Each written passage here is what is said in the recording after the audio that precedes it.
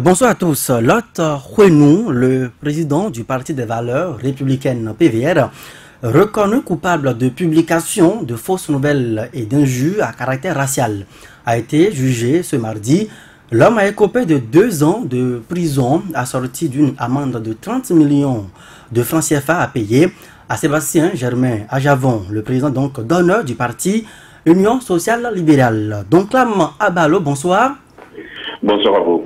Vous êtes chargé à l'information et à la communication du parti Union sociale libérale USL. Alors, parlez-nous un peu des contours de ce procès. Je vous remercie d'abord pour l'opportunité que vous me donnez de m'exprimer sur Soleil FM. Je n'ai pas la prétention de vous parler des contours de ce procès. Ce que je peux vous dire, c'est quoi? C'est que à une époque donnée de l'histoire de notre pays, pour ne pas remonter très loin, le président Sébastien Germain Ajavon a porté plainte contre M. Lot Huenou pour justement qu'on puisse lui rendre justice par rapport à certaines déclarations. Et ces déclarations notamment étaient, selon Lot Huenou, que le président Sébastien Germain Ajavon ne serait pas béninois, donc togolais, il l'a dit. Il a également dit que le président Sébastien Germain Ajavon était donc un trafiquant de drogue, alors même que la justice du Bénin l'avait totalement blanchi dans cette affaire de 18 kilos de cocaïne pure, vous le savez très bien. Et donc après toutes ces déclarations, M. Ajavon a voulu simplement que justice lui soit rendue par rapport à ça. Et ça remonte à il y a quelques mois, n'est-ce pas? Alors, nous avons constaté simplement que pendant que M. Lot Huenou défendait les actions du pouvoir, donc de la gouvernance actuelle, eh bien, ce dossier n'a pas connu de dénouement. Il est resté dans les couloirs de la justice. Maintenant, et ça c'est un constat également, maintenant que M. Lot Huenou ne parle plus le même langage que le régime en place, maintenant qu'il a insulté le chef de l'État, eh bien, sans convocation, on est allé le chercher à la frontière pour le faire comparaître et le condamner à la peine que vous savez déjà. Donc, le contexte est celui-là. Je crois que depuis quelques heures, c'est la nouvelle qui est diffusée ça et là. Voilà un peu ce que je peux vous dire par rapport au contexte de cette décision. Donc, comme je le disais, je n'ai pas la prétention de vous donner tous les contours de ce procès. Ben, voilà ce qui a eu lieu. Et puis après, vous constatez toute la manipulation qu'il y a autour de ce verdict. Alors, donc, comme à Balo, vous dites que ce dossier remonte donc à plusieurs mois déjà en arrière. Est-ce que pendant que Lot Huenou, là je reprends vos mots, était donc un soutien du chef de l'État Patrice Talon, est-ce que tout au moins le dossier était donc devant les tribunaux? Est-ce que Lot Huenou a été appelé à comparaître donc devant un jury? Non, dans tous les cas de figure, la justice a été saisie de la plainte de M. Sébastien Germain Ajavon. C'était donc à la justice de faire son travail. Nous avons juste constaté, et là je parle de contexte, nous constatons que pendant que M. Huenou était un soutien du président Patrice Talon, il n'y a pas eu de décision de justice. L'essentiel n'est pas de commencer l'instruction du dossier, mais c'est de rendre le verdict. Le verdict est venu très vite, juste quelques heures seulement après le changement de position de Lot Huenou. Et lorsqu'on arrêtait M. Huenou, on ne nous avait pas dit, ou on n'avait pas dit à l'opinion publique que c'était pour comparaître dans le dossier Ajavon. On avait dit simplement que, eh bien, il a été arrêté à cause des insultes diffusées sur les réseaux sociaux contre le régime actuel. Et donc, c'est pour ça qu'il a été arrêté. Nous trouvons curieux que quelques heures après, eh bien, on puisse rendre ce verdict avec cette condamnation très lourde. C'est un peu suspect pour nous. Ça n'a pas raté, puisque lorsque vous lisez le turiféraire du régime ça et là, on tente maintenant de faire avaler à l'opinion publique que c'est M. Sébastien Germain Ajavon qui aurait fait condamner M. Lot Huenou. Mais M. Ajavon n'est pas magistrat, il n'est pas juge au tribunal de première instance de Cotonou. C'est là justement le vice, c'est là justement la manipulation communicationnelle qu'on tente de faire actuellement pour salir encore une fois l'image de M. Sébastien Germain Ajavon. Mais rassurez-vous, nous sommes totalement sûrs par rapport à ce genre de choses qui ne nous est pas étranger. Alors donc, Balo, vous dites que il y aurait donc une tentative de manipulation de l'opinion publique suite à l'arrestation de l'autre Huenou pour des propos d'insultes d'injures à l'égard du chef de l'État. Est-ce que vous pensiez quand même demander à la juridiction de laisser tomber l'affaire, malgré donc ce verdict qui est tombé? Écoutez, c'est pas à nous de demander aux juridictions de laisser tomber l'affaire.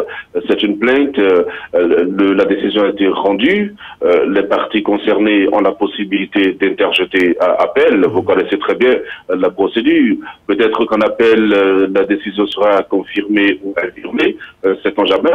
Mais dans le camp de Sébastien Germain-Japon, on n'a pas l'intention de faire entorse à la justice. Nous laissons la justice suivre son cours normal, mais nous dénonçons simplement cette récupération politique, cette communication politique qui aujourd'hui tente de laisser croire que c'est M. Japon qui aurait fait condamner un Béninois pour délit d'opinion. Non, pas du tout. Lorsque vous vous sentez diffamé, vous demandez que justice soit rendue. C'est ce qui a été fait simplement. Et on aurait pu vider ce dossier depuis, avec la célérité qu'on connaît à notre justice sur certains dossiers. On ne l'a pas fait. Dans la période où M. Huenou était un soutien du régime et qui insultait les opposants, on le fait maintenant curieusement. Et comme je vous le dis, quelques heures, simplement après le changement de cap de M. Huenou, c'est là que ça pose un problème. Donc, Lamambalo, chargé à l'information et à la communication du parti Union Sociale Libérale USL. Merci pour votre intervention.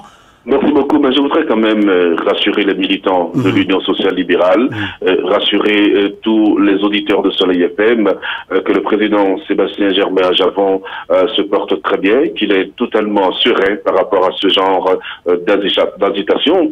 Il ne se laisse pas du tout distraire par rapport à ça.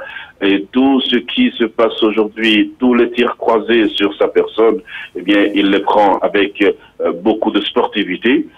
Demain donc, ça va être un jour important également sur le dossier 18 kg de cocaïne pure.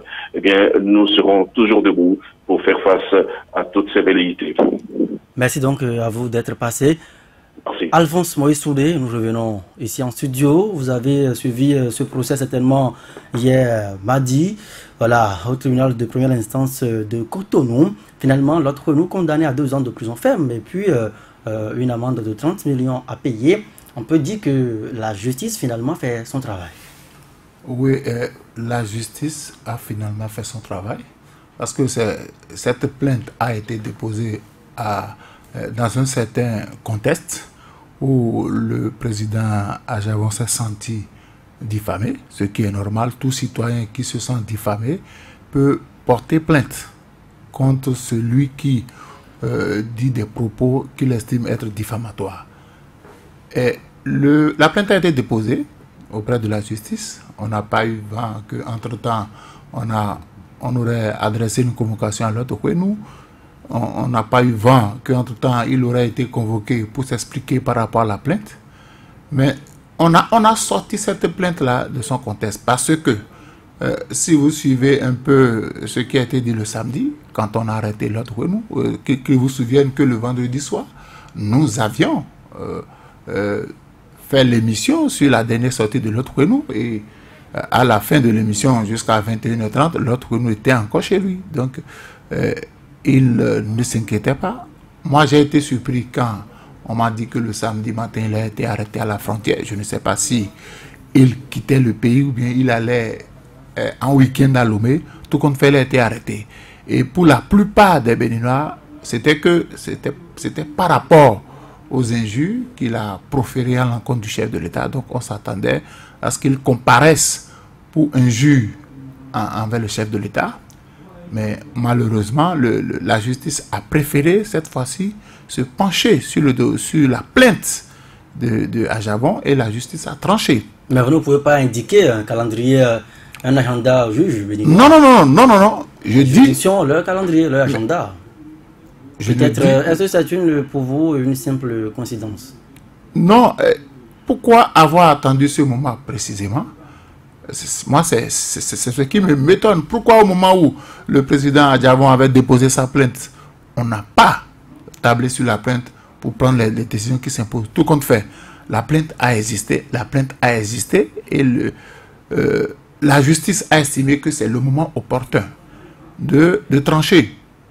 Malheureusement, cela sort de son contexte parce que pour la plupart des Béninois, pour ceux qui suivent un peu l'actualité et ceux qui ont suivi cet duo qu'on a eu sur les réseaux sociaux, dès qu'on a mis la main sur l'autre nous, tout le monde s'est dit « Ah !» Et tout le monde a reconnu d'abord que ce qu'il a dit était extrêmement grave vis-à-vis d'un chef de l'État.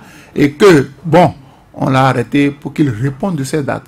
Mais malheureusement, le mardi, on nous a dit que, bon, il ne va pas comparaître pour ça, mais il va comparaître pour une plainte qui avait été déposée pour lui. Donc, j'estime que, bon, on a sorti la justice à son calendrier, mais on a remarqué que face à certains dossiers, il y a une certaine célérité. Je ne sais pas si c'est un choix délibéré ou bien c'est un problème de calendrier. Tout compte fait, la plainte a existé et la justice béninoise a estimé que c'est maintenant qu'il faut trancher. Elle a tranché et l'autre que nous se retrouve au Youf là-bas. Patrice Avala, donc Abalo, chargé à l'information et à la communication du parti Union Sociale Libérale, trouve quand même suspect qu'on puisse maintenant se pencher sur le dossier. Est-ce que vous avez la même impression? J'ai la même impression que donc Abalo quand je suis l'actualité et que je me réfère à un verdict que notre justice a rendu par rapport à la sortie des initiateurs de Niki Korogone, qui a été condamné parce qu'il a tenu des propos qu'on a qualifiés de racistes, des propos qui ne sont pas destinés à amener la paix dans le pays. Il a été condamné à 1 an, 2 millions de francs CFA d'amende. Et lorsqu'on prend les propos tenus par ce Tom Korogone et les propos tenus par l'autre Huenou dans le temps, je pense que Sébastien Germain Adjavon a déposé sa plainte devant la justice il y a quelques mois, comme venait de le dire. Donc là, Abalo, il a déposé sa plainte alors que c'était au lendemain des propos que l'autre Huenou avait eu à tenir à son encontre. On a parlé de sa nationalité. Il serait togolais et qu'il serait trafiquant de drogue. Les propos étaient tellement d'importance que la justice ne s'était pas prononcée dans le temps. Mais lorsqu'il s'est agi de Niki, je pense que la décision est vite tombée. Et si l'on se situe dans ce sillage, on peut dire, sans risque de se tromper, qu'il y a une certaine célérité, comme on l'a dit dans certains dossiers, quand on saisit notre justice. Parce que si tant est que l'autre Huenou devait être condamné pour une peine aussi lourde, parce qu'on a dit qu'il doit payer 30 millions d'amende, il doit faire la prison pour 2 ans. Solidairement avec deux autres de ces co-inculpés, accusés dans ce dossier. Pour l'amende, solidairement pour l'amende, parce que la peine de prison est individuelle. On dit qu'au procès donc, de ce mardi, il n'y avait pas les 2 autres co-accusés. D'ailleurs, le tribunal a émis un mandat d'arrêt contre ces personnes-là actuellement recherchées.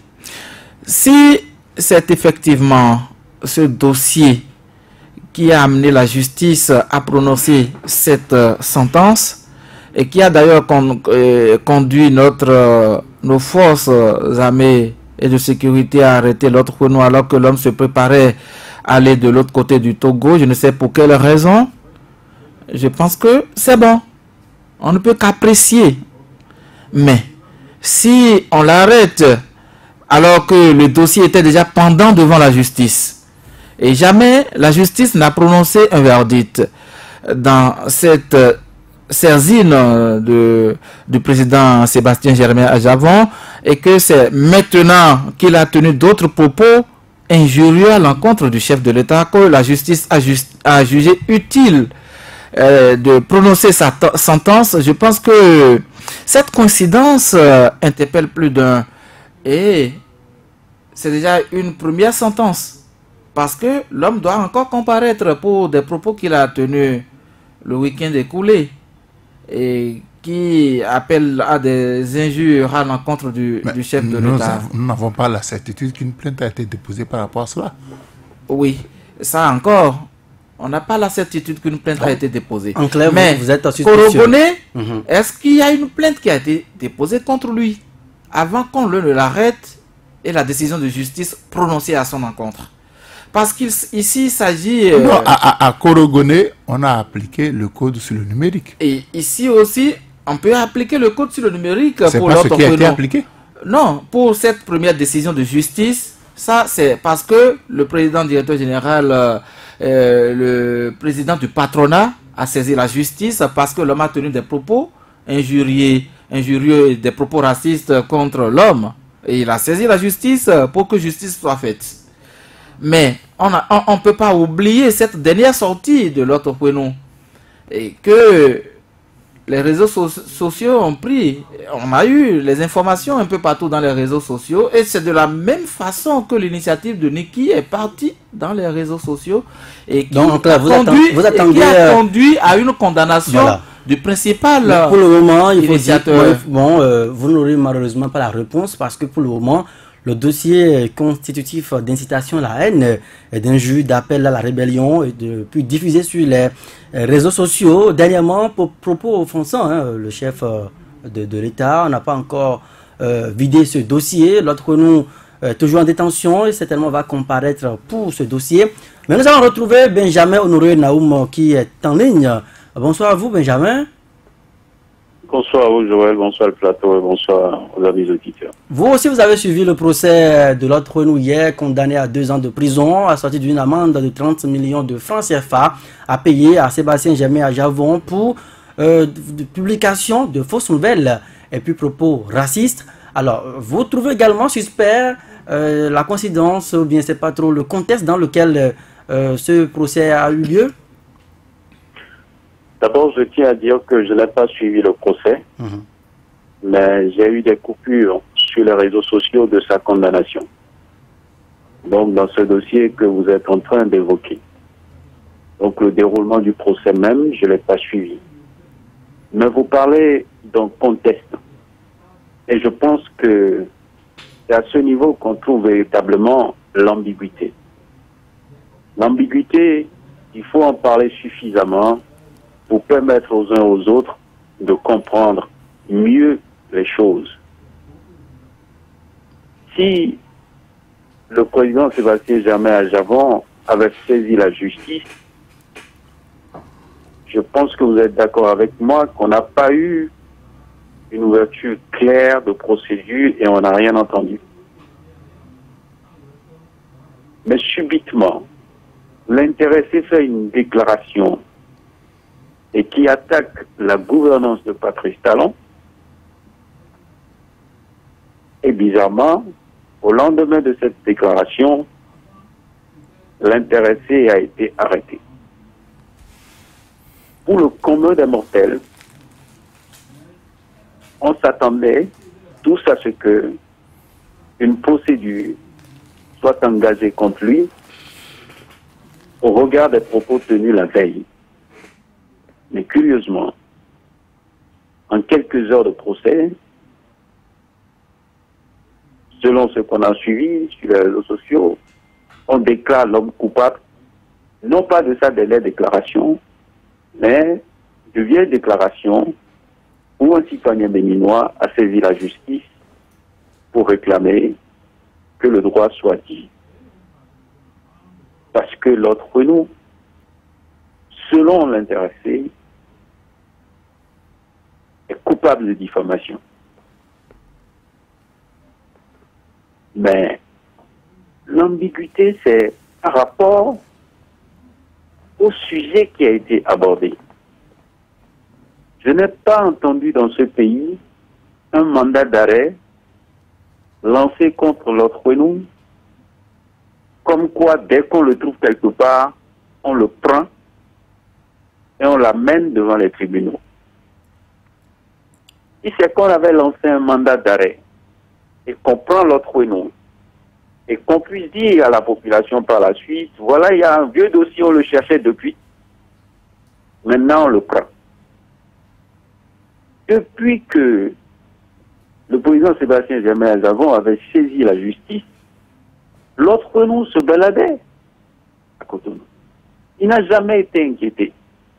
Moi, j'ai rencontré l'autre à des manifestations, à des cérémonies de deuil et autres. L'autre nous traversait la ville de Cotonou, allait à l'intérieur du pays, mais n'était pas inquiété. Mais curieusement, il change de veste et il dénonce la gouvernance, on le prend, et maintenant on le condamne pour autre chose. Je pense que, une fois encore, je pense que la ruse a agi. La ruse a agi pour certainement atteindre des objectifs. Parce que tout ça se déroule à la veille d'une grande rencontre judiciaire, le 18. Donc pour montrer à l'opinion publique certainement que la justice n'est pas vassalisée et que la justice est faite, bien entendu, à quelqu'un qui sera également dans un gros dossier judiciaire, et cette personne doit accepter, bien entendu, les décisions de justice qui s'imposent. Parce que on lui a rendu justice et qu'il accepte également d'être frappé.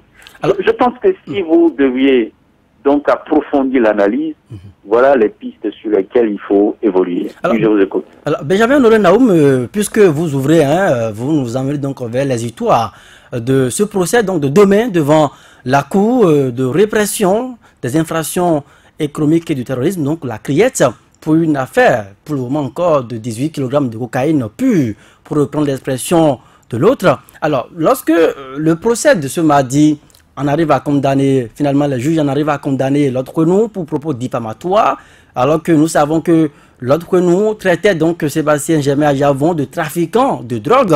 Une fois encore, est-ce que ça ne pose pas un problème d'ambiguïté? Le même dossier devant une autre cour, alors qu'un procès vient encore de condamner quelqu'un pour diffamation. Oui, là, vous enfoncez le clou dans la contradiction. Vous enfoncez le clou dans l'ambiguïté. Normalement, si on se réfère au procès de l'autre nom, on devrait, en temps normal, envisager ce qui devrait se produire le 18 octobre au niveau de la CRIET. La CRIET doit pouvoir dire, ok, après avoir écouté les avocats cette fois-ci, parce que les avocats qui jugent donc pas pertinent la procédure qui est lancée au niveau de la CRIET, dit bon, nous on abandonne ce dossier parce que ce dossier a été vidé au niveau de la justice. Monsieur, rentrez chez vous, il n'y a plus rien à faire. Ça c'est la première option. La deuxième option, c'est de dire, ok, nous voulons traiter le dossier et que la CRIET traite le dossier et condamne le président Sébastien Germain Aljavon, et qu'après cette condamnation, je pense que la conclusion qu'on devrait tirer, c'est d'exiger la liberté, la libération de l'autre nous. Parce qu'on ne peut pas condamner l'autre nous pour diffamation et au même moment à condamner celui qui a été diffamé par l'autre nous. Toujours dans le même dossier. Donc, je pense quand même que nous sommes en train de vivre un feuilleton judiciaire extraordinaire dans notre pays et nous sommes tous là pour regarder la finalité des choses, mais je peux vous assurer qu'effectivement nous sommes dans une ambiguïté qui ne correspond vraiment à rien. Parce que là, on a du mal à cerner ce qui se fait aujourd'hui, on a du mal à cerner ce qui est en train d'être mené au niveau de la CRIET. Même vous avez vu le procureur de la CRIET qui, à mon humble avis, appelle les politiques au secours. C'est un SOS, l'interview qu'il a donnée la fois passée. C'est d'appeler les politiques au secours pour que cette criette-là soit nettoyée dans la République. Parce que c'est le seul message que je retiens. Parce qu'il dit clairement que on n'a pas lu le document. Et il faut aller lire le document. Et donc ce document a été mis à sa disposition pour qu'il travaille. Et que si on n'est pas d'accord, d'aller au Parlement pour donc corriger les choses. Donc c'est un SOS qui a été lancé, bien entendu, et j'espère bien que les politiques vont l'écouter, et pour que la République puisse sortir de l'engrenage depuis le vote du code de procédure pénale dans notre pays. D'accord. Alphonse Moïse Soudé, est-ce que vous pensez que les avocats qui devront certainement répondre encore demain devant la criette dans ce dossier de 18 kg de cocaïne, non, avec ce procès de l'autre nom, ces avocats disposent désormais encore d'autres éléments qui corroborent leur thèse? Non, vous savez certainement que ils vont en tenir compte, mais si je fais une lecture élargie, ce procès d'hier, moi, augure d'un bon avenir. Parce qu'on a reconnu là que Germain Sébastien Adjavon n'est pas un trafiquant de drogue. Parce que c'est l'un des griefs que le président du patronat avait contre la déclaration de l'ordre que nous qui disait qu'il était un trafiquant. Donc la justice reconnaît encore une fois que l'intéressé n'est pas un trafiquant de drogue. Mais moi je veux être optimiste. C'est-à-dire quoi? Que demain, on va aller dans le même sens. Parce que la justice a voulu rendre justice à un homme. C'est vrai que le procès d'hier a été sorti de son contexte. On aurait pu déjà trancher cette affaire-là. Bien avant que l'autre que nous ne quitte la mouvance. Maintenant, la justice a choisi sa période pour rendre justice à un homme. Et la première étape, c'était hier. On a dit, ce que l'autre que nous a dit de vous n'est pas vrai. Par conséquent, nous le condamnons à 24 mois plus 30 millions. Première partie. Deuxième partie, c'est demain, où l'intéressé doit comparaître, toujours dans une affaire de trafic de drogue. Et je crois qu'il va y avoir une logique dans ce qui se passe. Certainement que demain, cette affaire connaîtra sa fin, à moins que la justice de mon pays ne se décide à se contredire.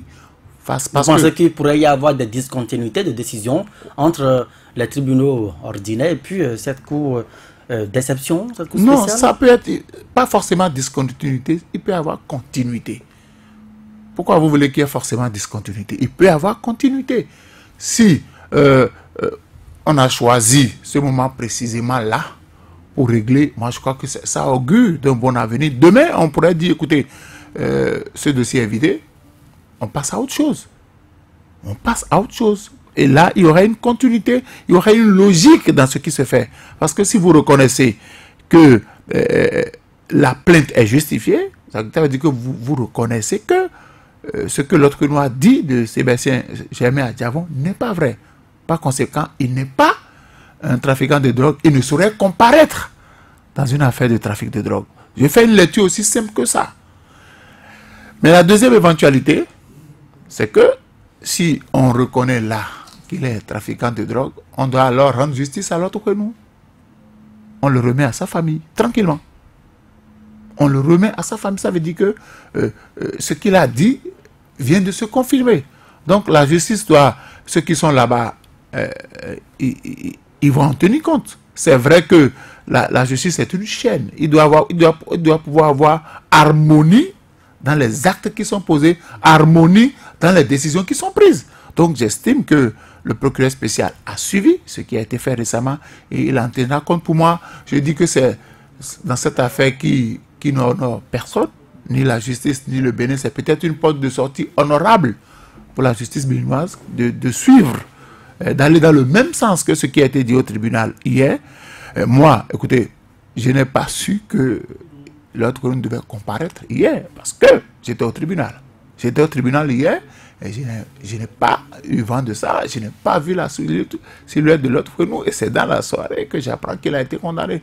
Donc, on veut rendre justice à un homme. J'estime qu'on veut rendre justice à un homme qui a été peut-être diffamé et qu'entre-temps, la justice l'avait blanchi et quelqu'un d'autre s'est levé un beau matin pour estimer que c'était faux, qu'il est un trafiquant. Maintenant, il faut aller dans le sens de la première décision, à savoir, et on l'a libéré, et on n'a aucune charge contre lui, donc il n'est pas impliqué dans un trafic de drogue. Deuxième acte, l'autre que nous l'a traité de trafiquant de drogue, il a été puni, parce qu'on reconnaît que ce qu'il dit n'est pas vrai. Troisième acte, c'est que la criette lui rende sa liberté et qu'il retourne tranquillement en famille, que cette affaire-là soit classée. Patrice Avala relaxe pur et simple au bénéfice du doute.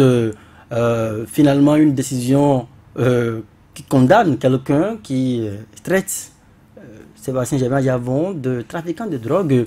Une double décision des juridictions. Quel impact sur le procès en vue demain et pour la suite? Je pense que notre justice demain aura à nous démontrer que nous n'avons pas de justice dans notre pays.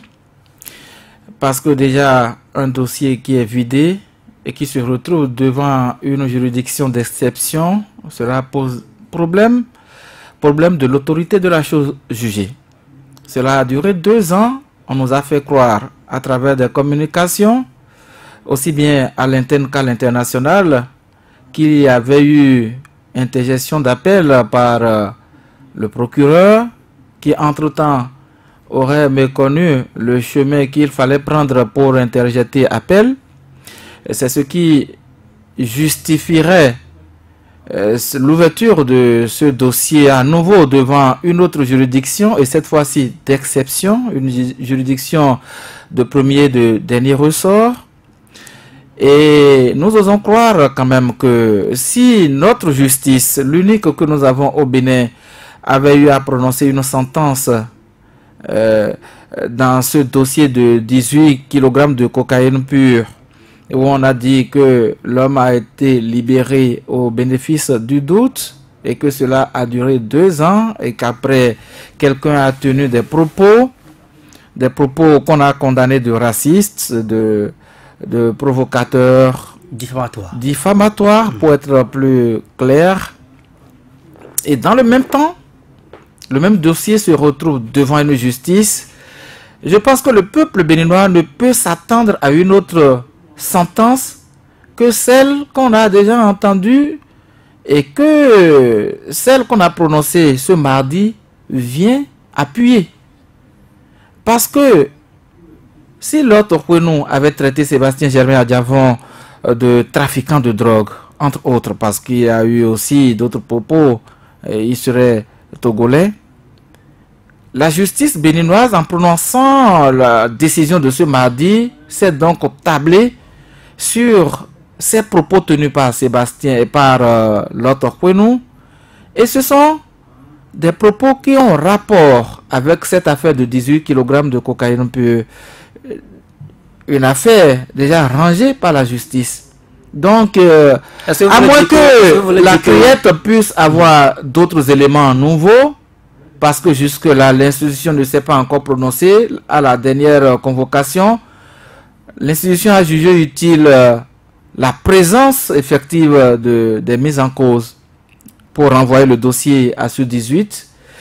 Et donc, on s'attendra peut-être à d'autres éléments qui viennent s'ajouter à ce qu'on connaissait du dossier, parce que rien ne peut justifier cette ouverture du dossier devant la criette, à mon humble avis. Est-ce que vous voulez dire que l'autre nous a été châtié hier simplement par les juges parce que, remettant peut-être en cause la décision de justice, qui disait en première instance que, relace pure et simple parce qu'on n'avait pas de charge contre le mis en cause d'alors. Oui, je pense que la décision de ce mardi n'est pas hors de celle-là que la justice béninoise avait déjà rendue, qui avait prononcé la relaxation pure et simple. Il y a une logique selon vous? Il y a une logique.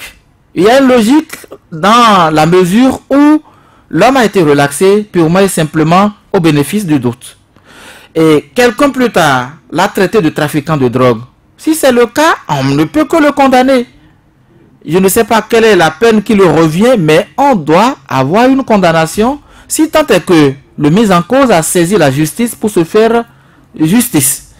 Et c'est ce qu'on a eu ce mardi.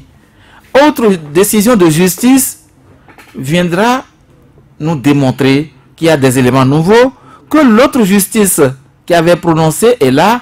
On va nous amener sur... Quand vous parlez comme ça, il y a du mal à vous suivre, Patrice Avala. Est-ce que nous avons plusieurs justices au Bénin? Oui, c'est ce que la justice... Nous avons une seule justice. C'est à la justice de nous... Avec des juridictions non. particulières, des degrés de niveau de... Joël, ce qui pourrait intervenir peut-être dans le dossier demain, c'est s'il y a d'éléments nouveaux. Vous savez qu'on peut rendre une décision et quand on va interjeter appel ou je ne sais quoi, d'éléments. Si demain, au niveau de la criette, il y a des éléments nouveaux qu'on n'avait pas encore sortis depuis le début du dossier, cela pourrait influencer donc le cours.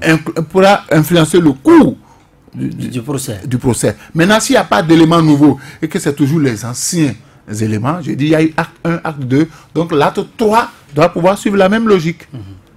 Et autrement, on peut parler d'une justice et d'une autre justice. C'est la logique. Vous trouvez désormais deux justices au Bénin? Non, on attendra demain jeudi pour voir quel est le développement qui sera fait. Parce qu'on ne va pas dire la sentence, on ne peut pas se prévaloir ici maintenant de ce qui va se passer demain devant la criette. On attendra donc l'actualité, les événements au niveau de la criette pour se prononcer sur la justice à double vitesse, une justice pour certains, une autre justice pour d'autres.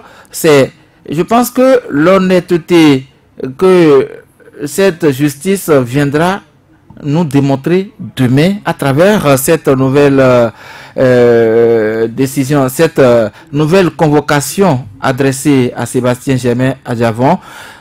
Élément nouveau, d'accord. On a interjeté appel, d'accord. Il appartient à la justice de venir nous démontrer que, en réalité, le procureur général avait interjeté appel et que c'est ce qui a fondé la criette à demander la présence maintenant du mis en cause et de ces co-accusés dans ce dossier devant les juges de cette juridiction. Benjamin Honoré Naoum, avec cette décision, semble-t-il, avec les collègues en studio, le procès de l'autre nous, avec la condamnation de l'autre nous, c'est une confirmation de la décision qui est intervenue en 2016 déjà. Est-ce que pour vous, si le dossier poursuit son cours normal devant la criette, nous aurions une justice à double vitesse, des discontinuités dans la décision du seul justice alors? Je pense que demain va mieux nous renseigner. Parce que, comme j'ai l'habitude de le dire à certaines personnes, le président Sébastien Germain Adjavon sait se défendre au niveau de la justice. Et je pense que ce que vous avez remarqué la fois passée au niveau de la criette montre très bien que l'homme est déterminé à laver son honneur et à faire en sorte que le monde entier puisse se retenir que tout ce qu'il a construit durant toute sa vie,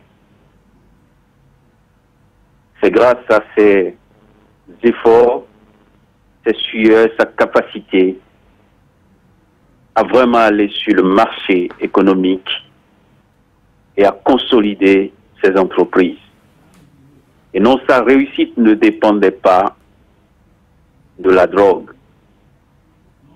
Et vous savez que le monde entier a commencé tout doucement par oublier cette affaire médiocre qui a sali la République tout entière, et des vilains de la société sont allés, bien entendu, incrustés dans l'esprit des gens, qu'on peut donc ramener à la face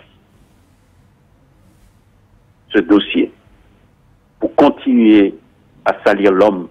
Parce que quand vous finissez de faire l'analyse, c'est la seule conclusion que vous retenez. Les élections s'approchent et il faut donc remettre dans l'esprit des Béninois que le président Sébastien Javon n'est pas un homme propre. Mais je sais que toutes les dispositions seront donc prises à son niveau pour prouver son innocence au-delà de nos frontières. Parce que vous savez que c'est un homme d'affaires reconnu à l'échelle internationale. Il a un nom et lui-même, chaque fois il le dit, il a une signature qui est respectée. Donc, au niveau de la criette, ce qui devrait se produire pour honorer le Bénin, c'est que ce dossier soit abandonné. C'est ce qui devrait se faire. Mais si on décide d'enfoncer le clou dans une plaie déjà que nous recevons, que nous sentons, si on veut enfoncer le clou dans la plaie, c'est que la criette décide de continuer. Mais cette continuité va amener où? Si ça amène à une condamnation, je pense que la République doit pouvoir tirer les conclusions sur ce qu'est devenu la justice dans ce schéma de nouveau départ, de rupture ou de Bénin révélé. Je pense que ça va mieux renseigner les gens. Mais si la criette prend le dossier, traite le dossier, et dit voilà, effectivement ce dossier a été vidé et que on ne trouve pas d'éléments pour condamner ceux qui ont été donc cités à nouveau dans ce dossier, alors là, chacun va rentrer à la maison et bien entendu avec des leçons à tirer. Et les leçons à tirer, vous le savez très bien, c'est que cette République doit se battre jusqu'à la disparition de la criette.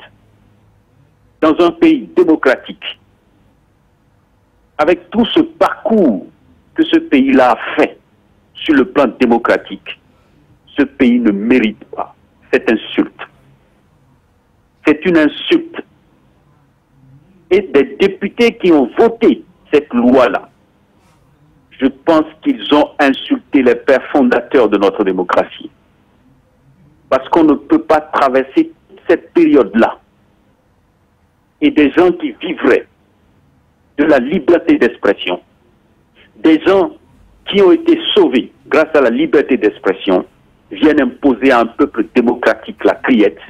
Je pense que cette République doit puiser de toute son énergie pour combattre cette criette jusqu'à sa disparition. Et je salue les avocats, je salue des professeurs d'université, des compétents, des sachants en droit, qui aujourd'hui prennent la parole pour dire que la République a été flouée dans la création de la criette. J'espère bien qu'on y arrivera tous pour que ce Bénin-là puisse retrouver son honneur lavé. Parce que ça ne se passe pas dans un pays démocratique. Et ici, c'est le Bénin, comme le disait l'autre.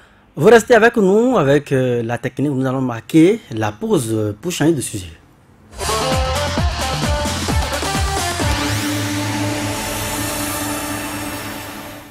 Je le disais, l'Éthiopie vient de donner une belle leçon politique après le Rwanda. À tout le continent africain, le nouveau gouvernement formé depuis ce mardi par le Premier ministre éthiopien Abiy Ahmed répond aux critères de parité absolue. Hommes et femmes, 20 ministres, 10 hommes et 10 femmes, promus à des postes sensibles, notamment également des postes comme le ministère de la Défense, l'Union africaine, la Commission économique des Nations Unies pour l'Afrique et bien d'autres institutions à l'international la félicitent depuis donc mardi l'Éthiopie pour cet acte qui replace la femme au cœur de l'action politique. Patrice Avala, une fois de plus un pays on n'a rien envié même, qui nous donne des leçons. Oui, je pense que l'Éthiopie est en train de donner de très bonnes leçons à tout le continent africain et au monde entier. Parce que le Premier ministre Abiy Ahmed, qui a formé ce gouvernement de parité, était déjà dans une logique de paix dans son pays, parce qu'on n'est pas sans savoir qu'avec l'Érythrée, l'Éthiopie est restée longtemps dans des discordances. Et c'est à l'avènement de ce Premier ministre Abiy Ahmed que les deux pays ont pu s'entendre pour relancer leurs relations. Et à la suite de Rwanda, qui a réussi à faire un gouvernement de parité, l'Éthiopie, deuxième pays en Afrique, en vient également à faire un gouvernement de parité, sans qu'on nous ait dit que de l'autre côté du pays, on a touché au test de la République avant de vouloir remettre la femme dans sa place, à sa place. Et je pense que cette leçon, nos hommes politiques, nos gouvernants doivent tirer grand chose de ce qui s'est passé en Éthiopie. 10 hommes, 10 femmes, 20 portefeuilles ministériels. Et la parité est respectée. Je pense que autour de nous en Afrique et même au-delà, parce que ailleurs également, on a toujours tenté de mettre la femme dans son rôle. On a toujours essayé de respecter la parité, tant recherché, et que la femme s'est toujours battue pour avoir. Et sans grand bruit, sans tapage, sans d'autres formes de procès, le premier ministre éthiopien a formé son gouvernement et a démontré à la face du monde qu'on peut avoir un gouvernement de parité. Et cette leçon, je pense bien que nos gouvernants doivent l'apprendre et correctement, et sans chercher. Puisque ici, on a cherché à toucher à la loi fondamentale de notre pays pour dire qu'on voulait donner, on voulait remettre la femme à sa place. On voulait avoir une parité aussi bien dans le gouvernement, on voulait avoir une parité à l'Assemblée nationale, on voulait avoir un grand nombre de femmes dans les postes de décision. Mais avec ce qui s'est passé en Éthiopie, je pense que les hommes politiques, nos dirigeants doivent savoir maintenant qu'on n'a pas besoin d'aller voter un test, une loi pour une république avant d'avoir la parité. C'est aussi simple que cela. Alors, Benjamin Naoum, l'Éthiopie, hein, je le disais, l'Éthiopie est un pays, en tout cas, qui ne fait pas forcément, qui ne peut pas se réclamer être un pays aussi démocratiquement reconnu, comme peut-être un certain pays comme le Bénin et d'autres pays de l'Occident, mais qui vient avec ce gouvernement donner une belle leçon politique à nos gouvernants. Qu'est-ce que vous en pensez? La première chose que vous devez retenir, parce que ça n'a pas retenu, ça n'a pas capté votre attention, c'est quoi? Le gouvernement est passé de 28 à 20. Le gouvernement est passé de 28 à 20. Une réduction considérable. Une réduction considérable qui montre une volonté de ce pays-là à réduire le train de vie de l'État. Parce qu'on est allé à combiner donc certains ministères pour pouvoir obtenir une réduction. On n'a pas dit, comme certains ont voulu le faire croire aux Béninois, qu'il faut augmenter le nombre de députés, par exemple, pour pouvoir accueillir les femmes. Non. On est allé à la réduction et maintenant, en plus de ça, on fait la moitié femmes. Ça, c'est une leçon, comme vous venez de le spécifier. Mais vous savez, l'Éthiopie, comme le Rwanda, c'est des pays qui ont traversé des difficultés, qui ont traversé des périodes de conflit et qui ont compris que la femme a un rôle déterminant dans une société. Et c'est ça que nous devons faire, cette source-là qu'on doit aller. Regardez ce que représentent nos mères dans nos familles. Comment les femmes se battent pour l'éducation de leurs enfants. Des femmes qui se battent pour prendre même en charge le repas de l'homme et des enfants. On en a plusieurs dans cette société. Même si, par égarement, on les a cassés, on les a dégagés, manu militari. Mais je pense quand même que nous devrions retourner à la source pour savoir que la femme est une chose à valoriser. On n'a pas besoin de faire d'incantation. Et ça, l'Éthiopie l'a démontré. Nous devrions aller à cette école-là mais qu'il plaît à celui qui nous gouverne aujourd'hui de changer son gouvernement, même si on ne demande pas de faire nécessairement 50-50, mais c'est de montrer le chemin. Le chemin pour dire que nous avons des femmes de qualité, des femmes de valeur, et les femmes du Bénin ne sont pas sombrées dans un désert de compétences. On en a suffisamment pour occuper un poste ministériel, pour diriger un cabinet, pour diriger une administration, pour diriger une société. Les femmes sont là. Si on fait appel à ces femmes, on verra plus clair. Alphonse Moïse Soudé, l'Éthiopie, qui fait la promotion des femmes, sans forcément tabler sur des considérations de loi, de révision de la Constitution et le reste. C'est pourquoi je refuse qu'on compare l'Éthiopie au Rwanda. On ne peut pas comparer. Au Rwanda, c'est dans la loi fondamentale. On a fixé un certain pourcentage dans la loi fondamentale. Au niveau de l'Éthiopie, ce n'est pas encore dans la loi fondamentale. Donc c'est du fait du Premier ministre, il a choisi, c'est un réformateur, donc il a choisi donner la même chance aux fils du même pays. Et il faut rappeler l'âge du Premier ministre, il n'a que 42 ans. Il est très jeune. Très jeune, donc il sait que les femmes doivent participer à la construction du pays. On n'a pas besoin de mettre ça forcément dans une loi, on n'a pas besoin de chanter cela. Cela doit s'observer. Et au Rwanda, l'avantage du Rwanda, vous allez constater que sur les 80 députés à la Chambre, on a 51 femmes.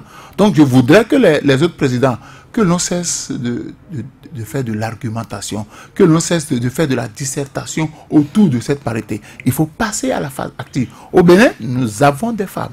Nous avons des femmes qui peuvent faire le travail, mais malheureusement, et ça il faut l'ajouter, ce sont les femmes qui torpillent les femmes. Ce sont les femmes qui torpillent les femmes. Donc il va falloir que les femmes s'entendent entre elles. Nous avons de la compétence, nous avons de la matière, nous avons des femmes intelligentes qui peuvent faire le travail. Mais il faudrait que le politique se décide à mettre les femmes à l'épreuve, à donner la possibilité aux femmes des essais. Vous voyez, on a dit ministère de la Défense. C'est une femme. C'est vrai que ce n'est pas une première fois en Afrique, mais je voudrais aussi que dans mon pays, qu'on dise au ministère de la Défense, c'est une femme. On en dit au ministère de la Paix. Et c'est ce ministère qui chapeaute la police et les services de renseignement. Ce ministère est dirigé par une femme. Il va falloir que nous allions à l'école de l'Éthiopie, qu'on cesse de faire de la théorie, qu'on passe maintenant à la phase pratique. Merci donc à vous, Benjamin Honoré, Naoum Alphonse Moïse Soudé, Patrice Avala. Merci donc à vous pour vos différentes contributions et analyses tout au long de cette émission. Merci à vous également qui êtes restés depuis donc le début. L'intégrale, c'est encore demain. Vous retrouvez donc Richard Tineo.